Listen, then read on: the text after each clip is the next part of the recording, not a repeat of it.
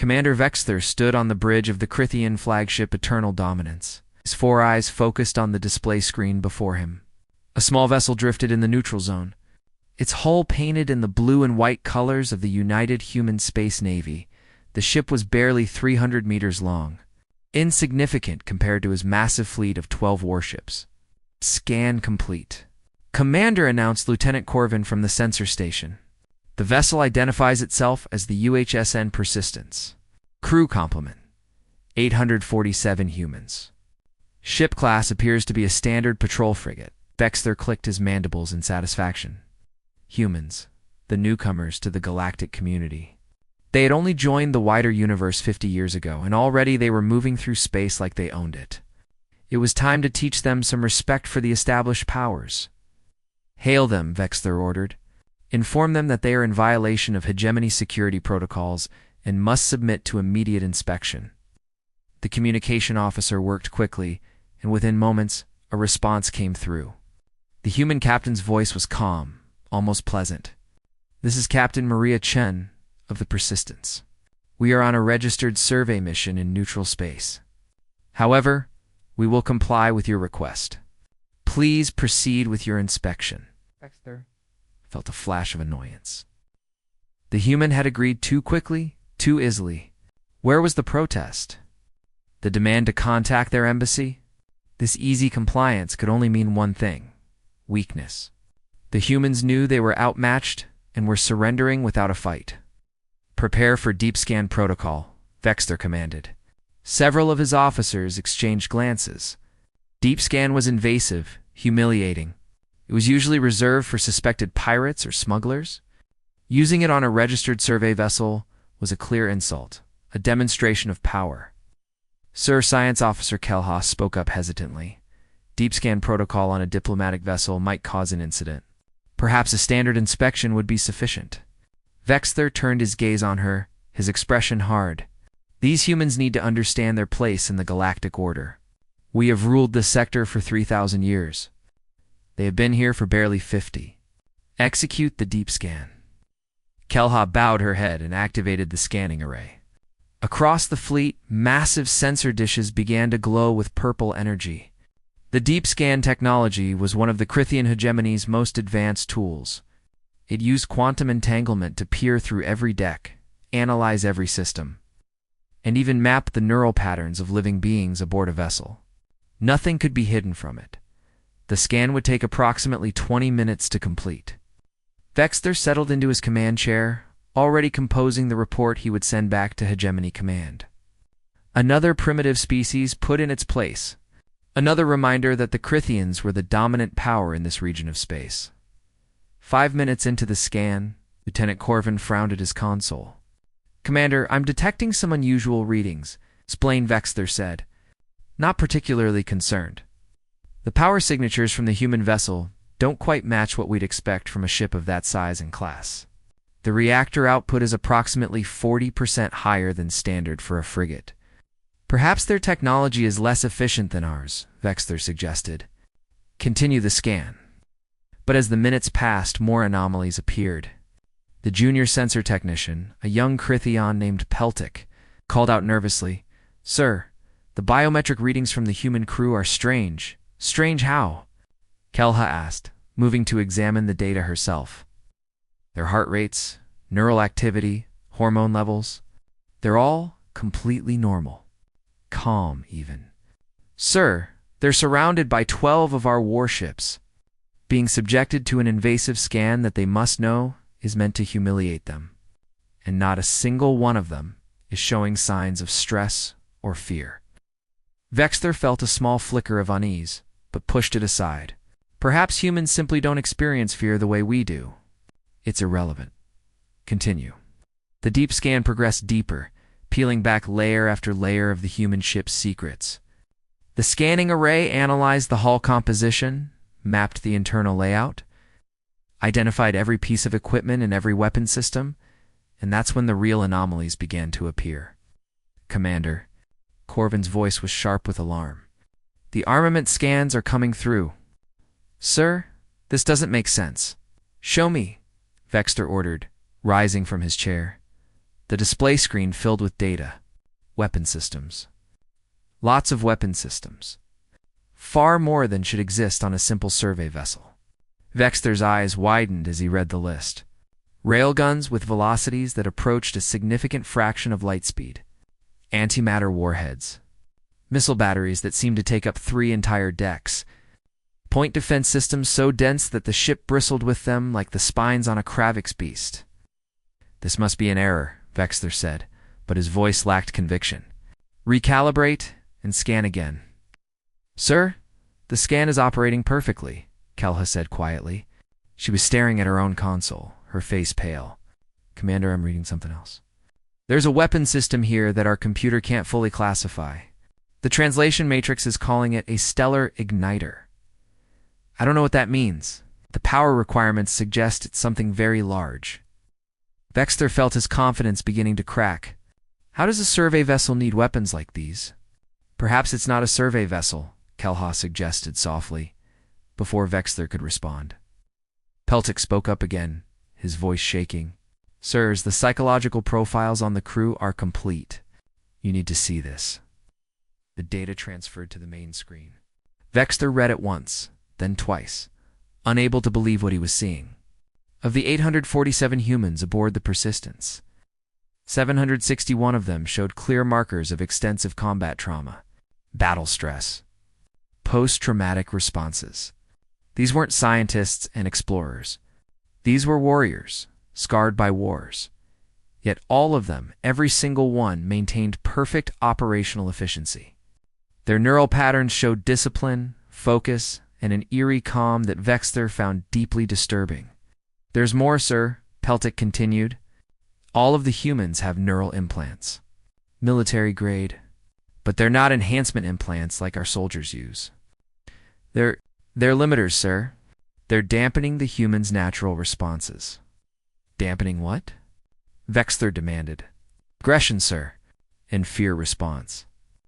According to the scan, implants are keeping their natural reactions at what the system labels as safe operational levels."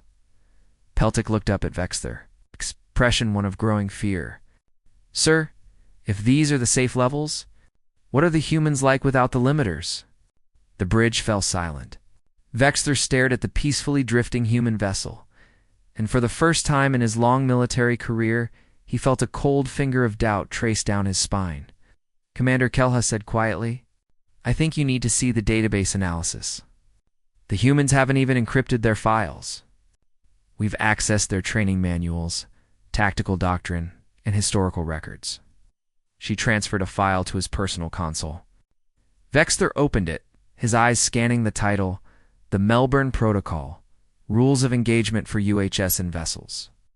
He began to read, and with each line his blood ran colder. These weren't authorizations. These were restrictions. Limits on what human warships were allowed to do. The document detailed prohibited actions, forbidden weapons, and unacceptable tactics. The list of things humans were not allowed to do to enemy populations was longer than the entire Crithian military code of conduct. Vexter looked up at his crew, seeing his own growing fear reflected in their faces.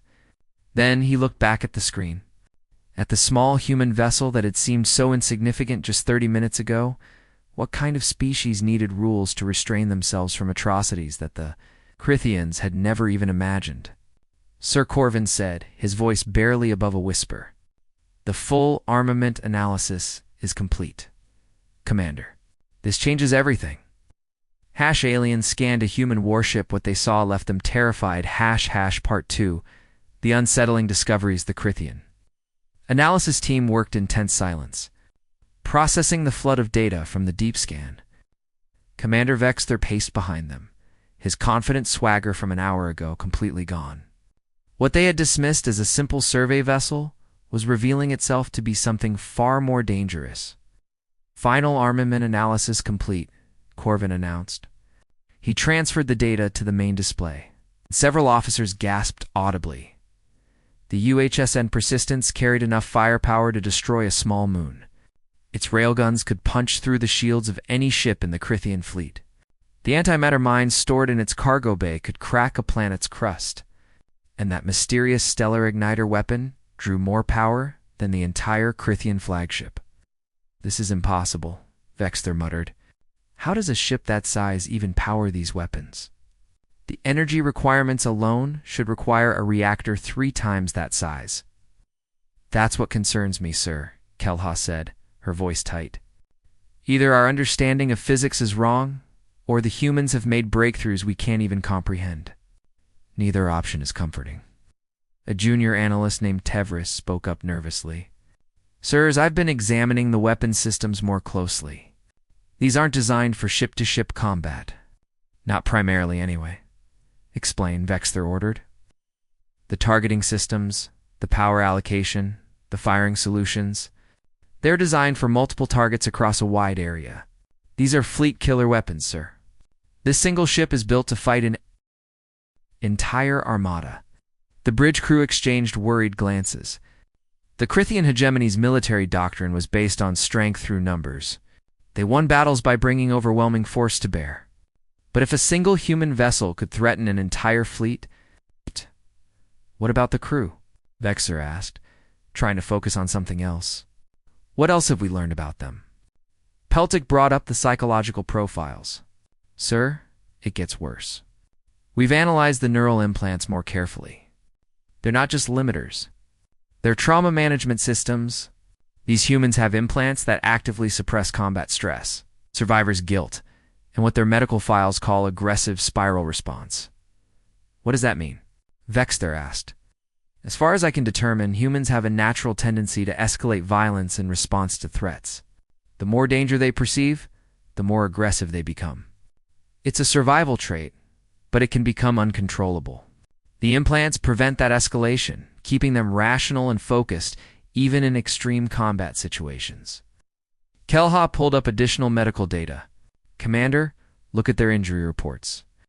90% of this crew has been wounded in combat at least once. 20% have been wounded multiple times.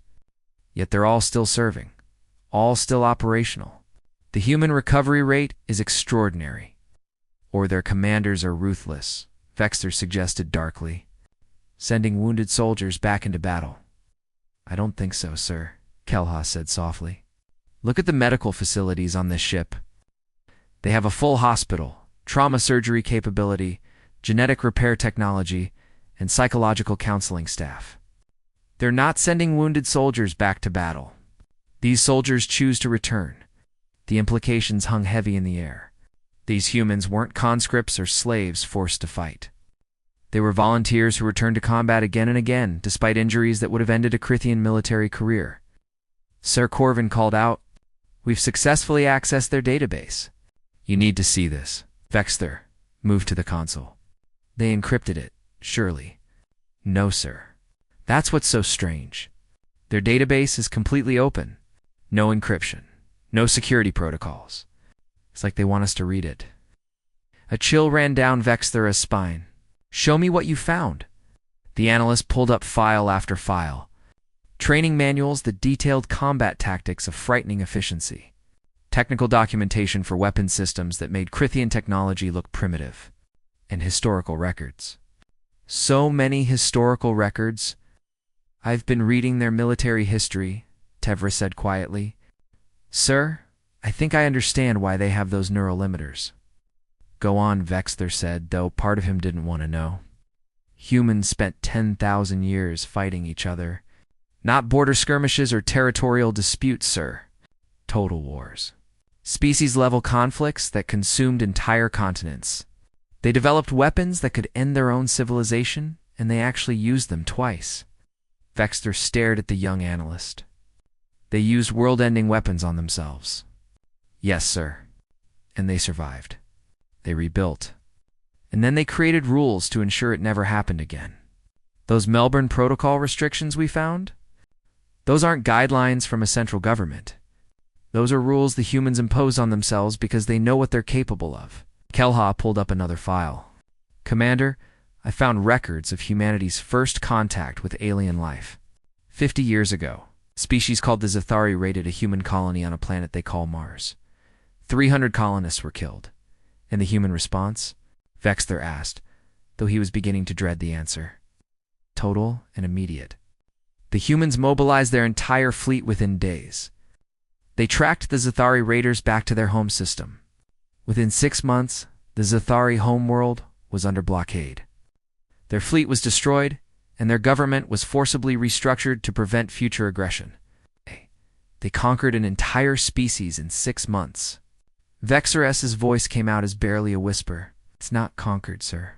That's what's so strange. Once the Zathari government surrendered, the humans offered generous peace terms. They helped rebuild what they'd destroyed. They established trade agreements. They even provided medical assistance to Zathari veterans wounded in the conflict. But the message was clear. Attack humanity, and the response will be swift and absolute. Vexler sank into his chair. His fleet of 12 warships, the pride of the Crithian hegemony, had stopped what they thought was a helpless survey vessel. But that vessel belonged to a species that had conquered another spacefaring civilization in 6 months and then helped them rebuild. There's something else, sir, Peltic said hesitantly. Something I find very disturbing. The humans document their own atrocities. What do you mean? They have museums dedicated to their worst moments in history. They teach their children about their failures, their wars, their genocides. They don't hide their dark past. They study it obsessively. And they've built their entire modern philosophy around 2 words. Never again. Never again what? Vexler asked. Never again to anyone, sir. They're not just trying to avoid destroying themselves. They're trying to avoid becoming the monsters they once were. That's why they have those rules of engagement. That's why they have the neural limiters. Not because they're peaceful by nature, but because they understand exactly how dangerous they can be. The bridge fell into contemplative silence. Then Kelha gasped, her eyes widening as she stared at her console. Commander, I found something else. There are quantum entanglement signatures throughout this sector. Multiple signatures, meaning the persistence isn't alone. There are other ships maintaining real-time tactical coordination with her. At least 40 vessels, sir, spread across the sector in a pattern that would allow rapid response to any threat. Vexler felt his heart skip a beat. Where are these ships? I don't know, sir. They're maintaining communication silence, except for quantum-entangled data links. But they're out there, watching. The persistence is part of a network. They've been observing us this entire time. Before Vexler could process this information, Corvin spoke up urgently. Sir, we're receiving a transmission from the human vessel. It's a data file. The label says, it says context you should have before making your next decision. What kind of file? Vexler demanded. It appears to be a tactical analysis, sir. Should I open it? Vexler wanted to refuse. Part of him knew that whatever was in that file would only make this situation worse. But he had to know. He had to understand what he was truly facing. Open it, he ordered. The file loaded onto the main display. Vexler began to read, and with each line his blood ran colder. It was a complete tactical analysis of his fleet. Every ship, every weapon system, every vulnerability. The file detailed 17 different scenarios in which the humans could destroy the Crithian fleet without taking a single casualty. The analysis included optimal firing solutions, predicted Crithian response patterns, and even backup plans in case the Crithians did something unexpected. But what truly terrified Vexler was the date stamp on the file. It had been created 3 weeks ago. The humans had known this confrontation was going to happen. They had planned for it. They had let him stop them, let him scan them, let him feel powerful and in control, and all of it had been theater. Sir, Kelha said, her voice shaking. Look at the appendix. Vexler scrolled down and found a section labeled Psychological Profiles. His own name was listed first. The humans had analyzed him, predicted his decisions, anticipated his mistakes. They had known he would order the deep scan. They had known he would see it as weakness when they complied. They had manipulated him into doing exactly what they wanted. They had wanted him to see inside their ship. Why? Vexa asked aloud. Why show us all of this? No one on the bridge had an answer, but as Vexler stared at the peaceful human vessel on his screen, A terrible understanding began to dawn on him. The humans weren't threatening him. They were warning him. Aliens scanned a human warship. What they saw left them terrified. Part 3. The historical records commander Vexther stood frozen on the bridge. Staring at the tactical analysis the humans had sent, his mind struggled to process what he was seeing. The humans had predicted his every move, planned for every contingency, and worst of all, they had done it weeks before this encounter even happened. Sir Corvin said quietly, "The boarding parties are ready. Should I give the order to proceed?" Vexther didn't answer immediately. Something had fundamentally changed in the last hour. What had started as a routine intimidation of a weaker species had become something else entirely. Something dangerous. "Hold the boarding parties," he finally said. "I want more information first. Kelha, keep analyzing their database. I want to know everything about these humans." "Sir," Kelha acknowledged, though her voice carried a note of relief. She returned to her console and began pulling up more files from the human ship's databanks. What she found in the next 30 minutes would haunt her for the rest of her life. "Commander," she called out, "I've accessed their historical archives. Their complete historical archives. Sir, you need to see this." Vexther moved to her station. On the screen, images flickered past. Humans in primitive armor, fighting with metal blades. Humans with chemical propellant weapons, killing each other by the millions. Humans with aircraft, dropping bombs on their own cities. Mushroom clouds rising over population centers. "What am I looking at?" Vexther asked, though the answer was becoming horrifyingly clear. 10,000 years of human warfare, sir. They didn't just fight wars. They perfected them. They turned killing into a science. This file here, she highlighted a document, describes something they called the 30 Years' War. 7 million dead. This one, World War I, 17 million dead. World War II, 75 million dead. 75 million. Vexther repeated, certain he had misheard. "Yes, sir. In a single conflict that lasted 6 years, and that wasn't even their worst. There are records of famines caused by war, diseases spread by military action, entire civilizations destroyed. The humans spent millennia doing to themselves what we can barely imagine doing to our worst enemies." Peltic pulled up another set of files. "Sir, I found their weapons development history. It's terrifying. Once they developed nuclear weapons, weapons that could destroy entire cities in an instant. They built thousands of them. They pointed them at each other for decades in what they called the Cold War. They came close to ending their own species at least 3 times that we know of. But they didn't," Vexther observed. "They survived." "Yes, sir.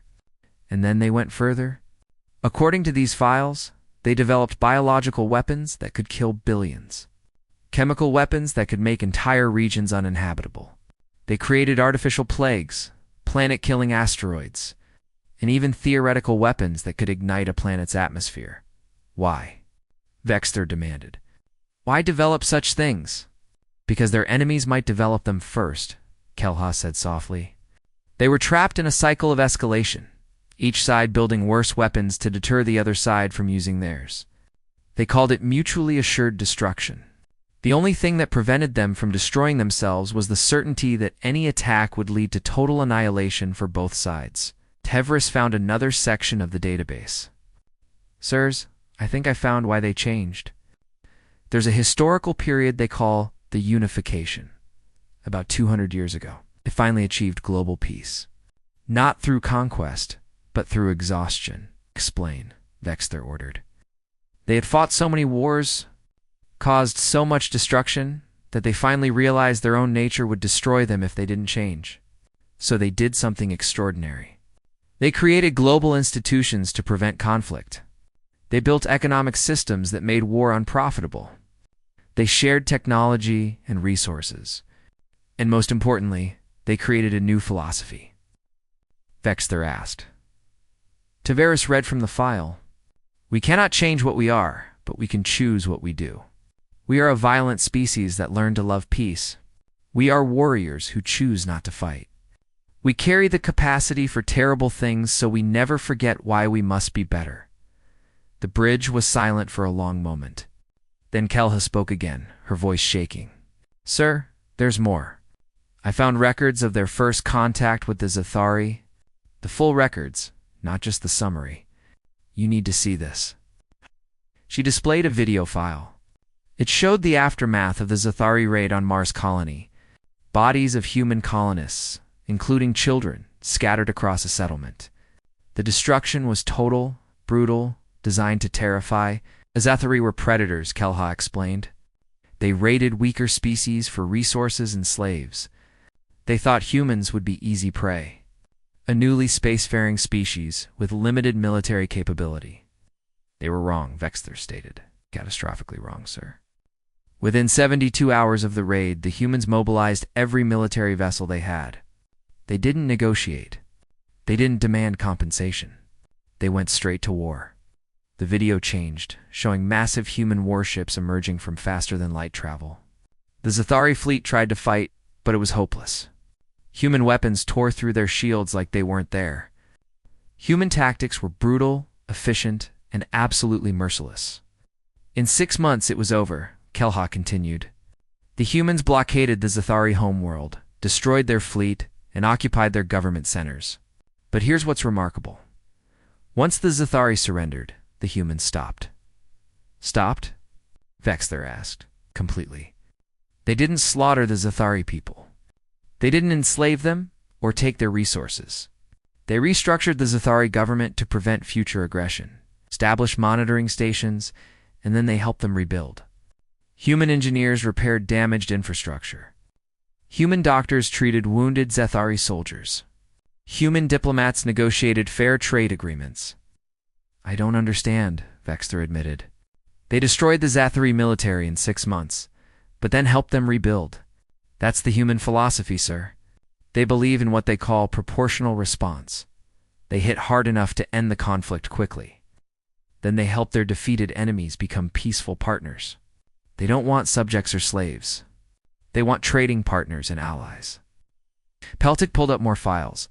Sir, I found something disturbing. The humans document their own war crimes. They have historical records of atrocities committed by their own soldiers, their own governments. Massacres, torture, unjust wars, and they don't hide any of it. Why would they record such things? Vexter wondered. They have a saying. Sir, those who forget history are doomed to repeat it. They teach their children about their darkest moments. They have museums, memorials, entire educational systems dedicated to ensuring future generations understand the cost of war. They're not proud of their violent history. They're terrified of it. Kelha found another file and her face went pale. Commander, I found their military academy's required reading list. Every human officer has to study something called the ethics of warfare. It's a comprehensive analysis of justified and unjustified violence. Rules of engagement, treatment of prisoners, protection of civilians. Sir, they spend more time teaching their soldiers when not to fight than teaching them how to fight. But they clearly know how to fight, Vexter observed. Yes, sir. They know it very, very well. But they've learned that winning a war isn't the same as achieving peace. They've learned that the side that uses excessive force, that commits atrocities, that slaughters civilians, that side might win battles but loses everything that matters. So they restrain themselves. They follow rules. Not because they're weak, but because they understand the alternative. Vexter sat down heavily in his command chair. His understanding of the humans was shifting with every new piece of information. These weren't primitive newcomers to the galactic stage. They were survivors of a 10,000-year war against themselves, and they had emerged with wisdom bought in blood. Sir Teverus called out nervously, I found something else in their database. It's labeled Threat Response Protocols. I think these are their contingency plans for different levels of aggression from other species. Show me, Vexter ordered. The file appeared on screen. It was organized by threat levels, numbered 1 through 20. Vexter read through them. His growing horror reflected in the faces of his bridge. Crew.Level 1 was diplomatic response. Level 5 was proportional military response. Level 10 was total warfare with minimal collateral damage. Level was described in clinical, precise language, outlining exactly what actions humanity would take in response to different threats. But it was Level 15 that made Vexther's blood run cold. The burning of Rome, he read aloud. Total warfare with no restraint on military targets. All treaties and conventions suspended. Goal: complete destruction of enemy military capability and removal of hostile government. Acceptable civilian casualties, unavoidable collateral damage only. All weapon systems authorized except those classified as Level 20 protocols. What's Level 20? Peltic asked in a whisper. Vexther scrolled down and found it. The file was marked with multiple warnings, security classifications that had been removed for the database access. In a single line of text at the top, to be used only in cases of species-level threat to human survival. Species-level sterilization protocol, Vexther read.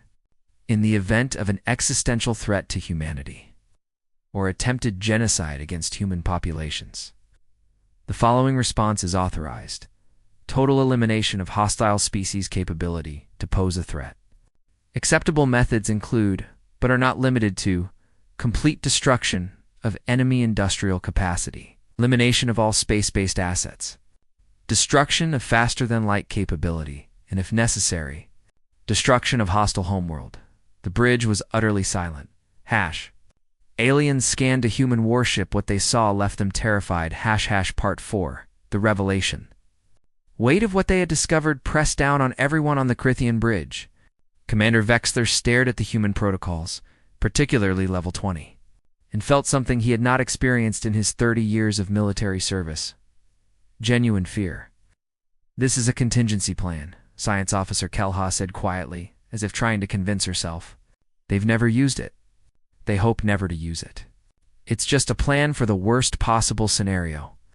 A plan to eliminate an entire species, Vexther said flatly. Written in the same calm procedural language they use for maintenance schedules, they're not threatening anyone with this. They're simply ... prepared. Lieutenant Corvin spoke up, his voice shaking slightly. Sir, request permission to speak freely. Granted, Vexther said, not taking his eyes off the screen. Sir, we've made a mistake.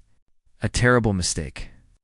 We stopped what we thought was a weak prey species, and instead we've cornered something very, very dangerous.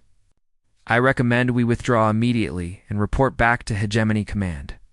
Several officers murmured in agreement, but Vexther's pride still warred with his instincts.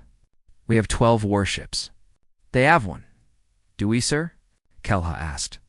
Remember the quantum signatures? We don't know where the other human ships are. We don't know how many there really are.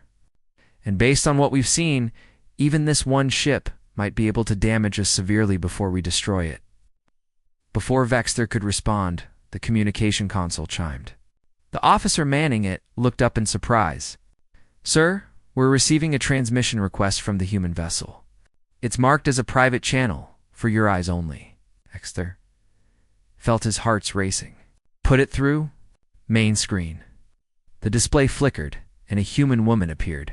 She looked to be in her middle years by human standards, short dark hair showing traces of gray, and eyes that seemed tired but kind. She wore a simple blue uniform with minimal decorations. This was Captain Maria Chen, Commander Vexther, she said, her voice calm and pleasant, as if she were greeting an old friend rather than someone who had just threatened her ship. Thank you for accepting my call. I thought it was time we spoke directly. Vexther straightened in his chair, trying to project authority he no longer felt. Captain Chen, you will explain why your vessel carries enough weapons to destroy a fleet, and why your database contains protocols for species elimination. Chen smiled, but it was a sad smile. I'll be happy to explain, Commander. But first, I want you to know that I understand why you stopped us. The Crithian hegemony has ruled this sector for 3,000 years. You see humanity as newcomers, as children playing with toys they don't understand. You wanted to remind us of our place. You don't deny it? Vexther asked, surprised by her directness. Why would I deny it? You're right, from your perspective. Humanity joined the galactic community only 50 years ago. We're new, untested, unknown. It makes sense that established powers would want to assess us. Chen leaned forward slightly. But Commander, did you ever wonder why we made it so easy for you to assess us? You wanted us to scan your ship, Vexter said, the realization clicking into place. Exactly. We knew this encounter would happen eventually. Some established power would decide to flex their muscles to show the new species who really runs things. We could have avoided it. Our stealth technology is quite good. We could have slipped through this sector undetected. But that would only delay the inevitable. So we let you stop us. We let you scan us. We let you see exactly what you were dealing with. Why? Vexter demanded. Chen's expression grew more serious. Because sometimes the only way to prevent a war is to make absolutely certain. Your potential opponent understands why they can't win one. Commander, humanity doesn't want conflict with the Crithian hegemony or any other species. We've seen where that path leads. We've walked it for 10,000 years, and we nearly destroyed ourselves. We learned, the hard way, that war should always be the last resort. Yet you carry enough weapons to destroy worlds, Vexter pointed out. Yes, Chen acknowledged without hesitation. Because we learned another lesson. Good intentions aren't enough. The galaxy is dangerous. There are predatory species out there.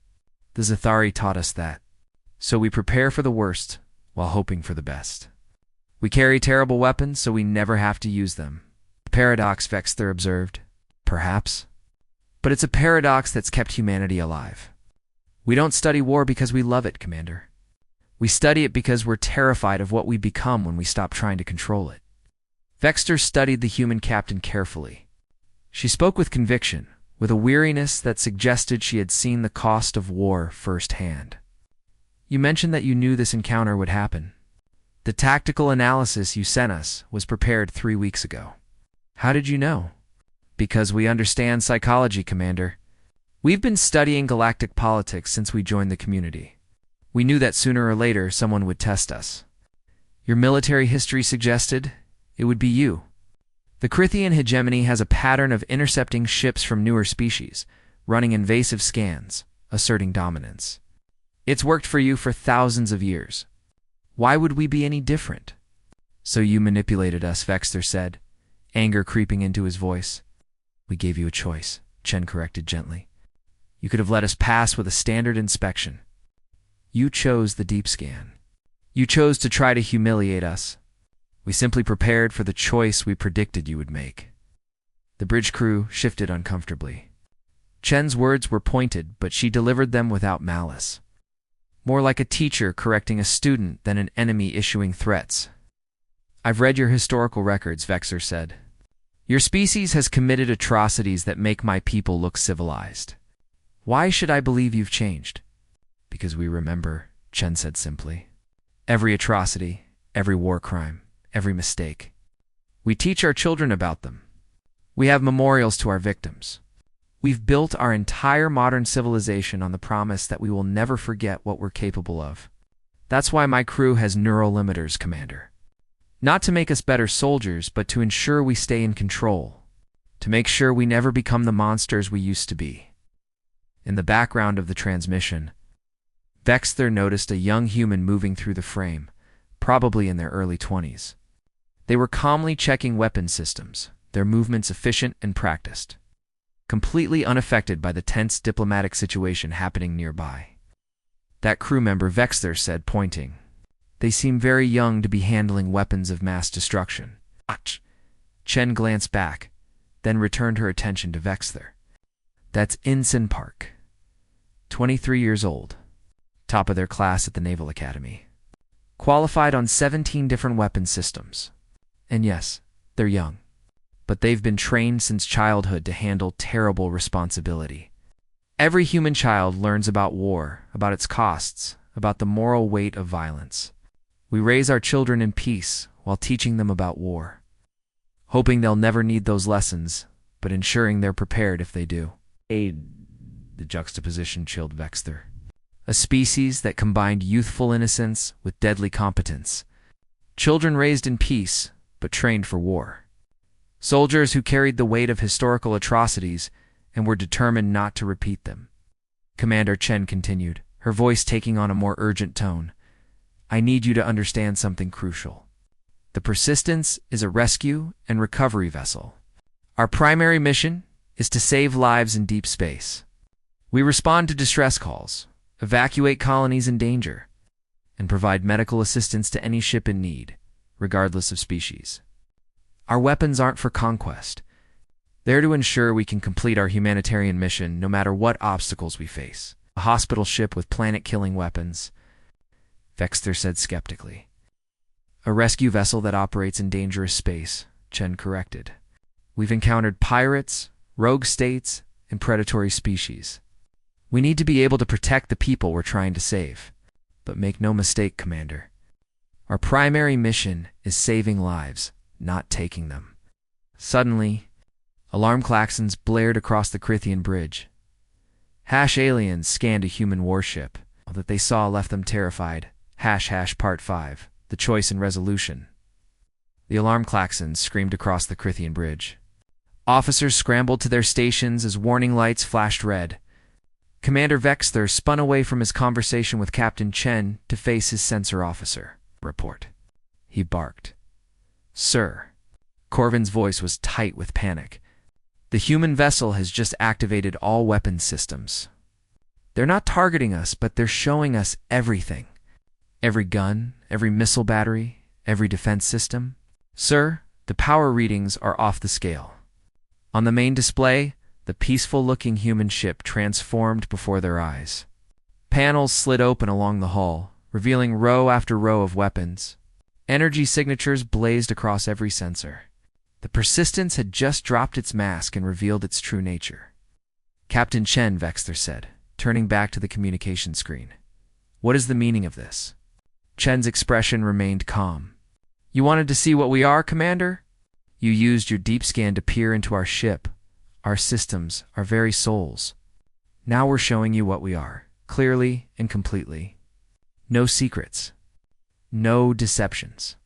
You're looking at a human warship, Commander Vexter. This is what we bring to the galaxy. Vexter stared at the display showing the human ship. Every weapon was active, charged, ready. A single vessel carrying enough firepower to threaten his entire fleet. And somewhere out there, 40 more human ships watched and waited. Sir Kelhaw said quietly, our fleet commanders are requesting orders.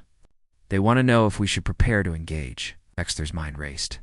His pride screamed at him to fight, to show these upstart humans the might of the Crithian hegemony. But his survival instincts, honed over 30 years of military service, told him this was a battle he couldn't win. Even if he destroyed the Persistence, the cost would be terrible, and the other human ships would respond. The war that followed would be catastrophic. Commander Chen's voice drew his attention back. Before you make your decision, there's something else you should know. The Persistence has already transmitted all scan data from this encounter back to Earth Command. Complete intelligence on Crithian military technology, tactics, ship configurations, and psychological profiles of your command staff. Vexter felt his blood run cold. You're saying if this escalates, if this escalates to violence, the Crithians will have lost their most valuable asset, the element of surprise? We know your capabilities now. We know your tactics. We know how your commanders think. Any future conflict would be fought on completely equal terms. Chen paused, letting that sink in. Or you could let us continue our mission, and we can both walk away from this with our dignity intact. You call this dignity? Vexter asked bitterly. You've outmaneuvered us at every turn. You've made us look like fools. No, Commander. We've given you information. What you do with it is up to you. Chen's expression softened. I don't want to fight you. Neither does my crew. We're scientists and explorers, medical professionals and engineers. We join the space service to discover new worlds, to meet new species, to push the boundaries of knowledge. But we're also prepared to defend ourselves if necessary. Vexter looked around his bridge. His crew watched him, waiting for orders. Some looked eager for battle, their military pride demanding they punish this human insolence. Others looked worried, having read the same data he had. Understanding the terrible risk they faced, he thought about the tactical analysis the humans had sent. 17 different ways to destroy his fleet. Plans made weeks in advance. A level of preparation and competence that spoke to a species that had perfected warfare through millennia of practice.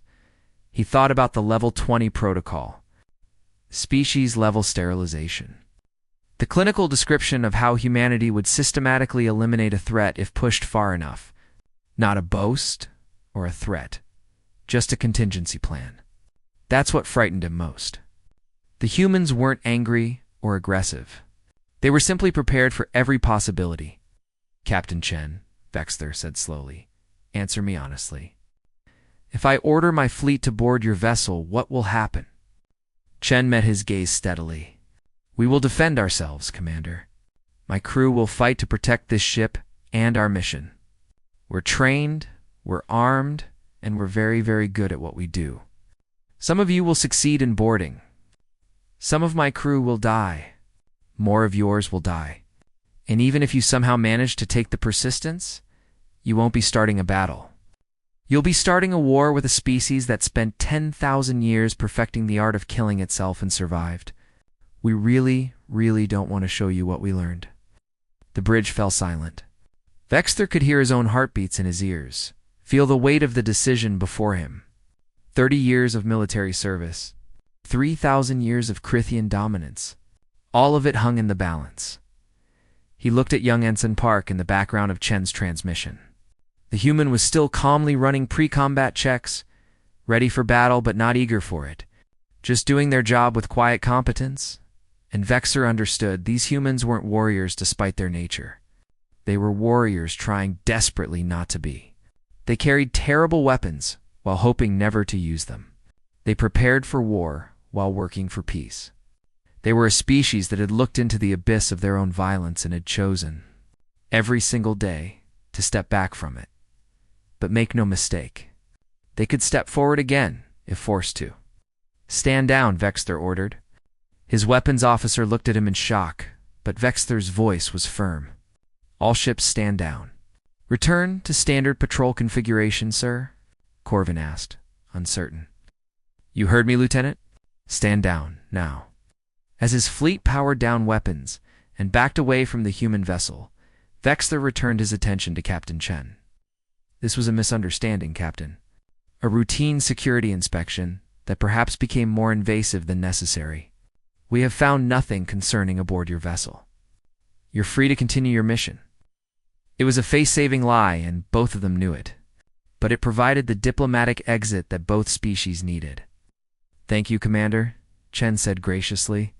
"We appreciate your understanding. The Persistence will resume our survey mission." Before ending the communication, Vexter asked one final question. "Captain, why did you let us scan you?" "You knew what we'd find. You knew we'd see your weapons, your capabilities, your history. Why not just avoid us entirely?" Chen smiled, that same sad smile from before. "Because sometimes the only way to prevent a war is to make absolutely certain your opponent understands why they can't win one. We let you see us, Commander. Really see us. So you'd understand that humanity's greatest strength isn't our weapons, or our tactics, or our history of violence." "Oh. Then what is it?" Vexter asked. "It's that we're a species that remembers what we're capable of and chooses every single day to be better than that.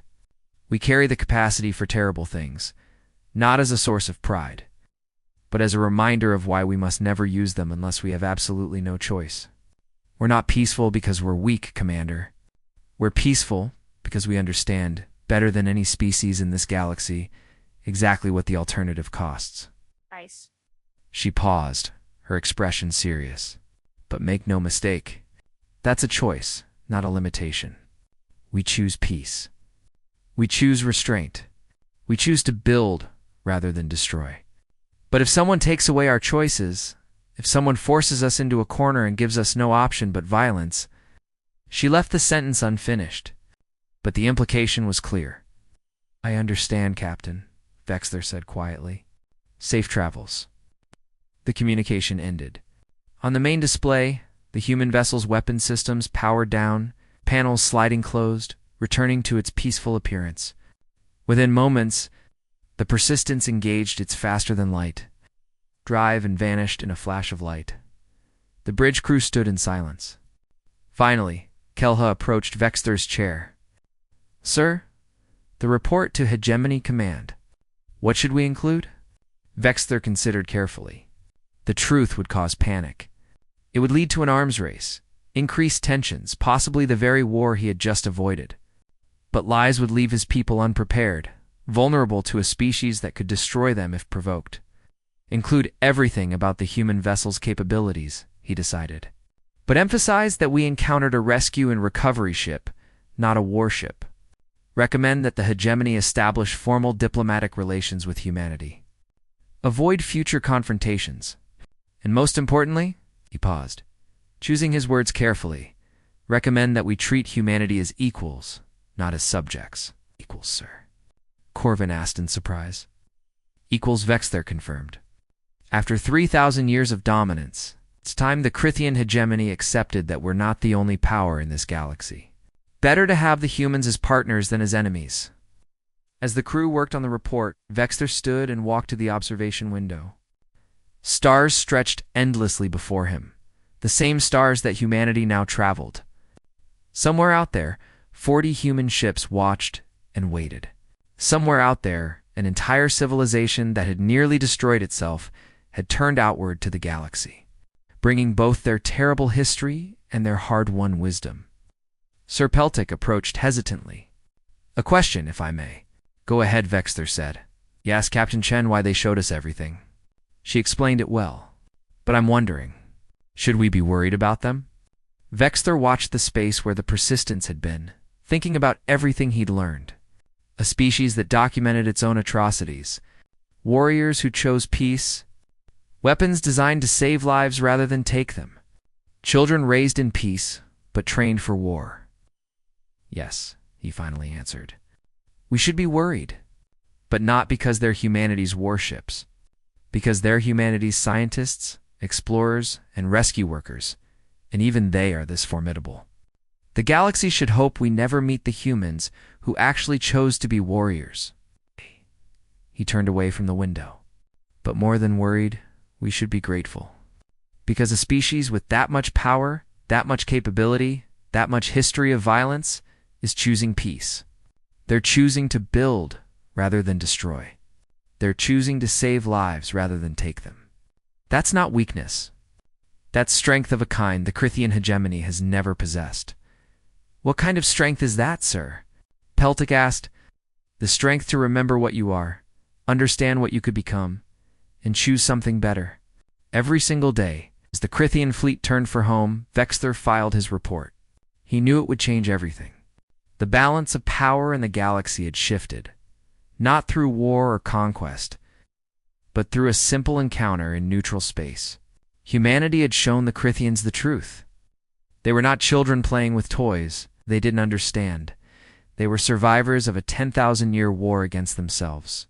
They were warriors who had learned to love peace. They were the most dangerous kind of species, one that knew exactly how dangerous it was and chose. Restraint over destruction. And somewhere in deep space, the UHSN Persistence continued its mission, cataloging nebulae and mapping star systems. Its crew went about their work with quiet competence, saving lives and pushing the boundaries of knowledge. Peaceful work done by people who understood war so well they would do almost anything to avoid it. The galaxy would never be quite the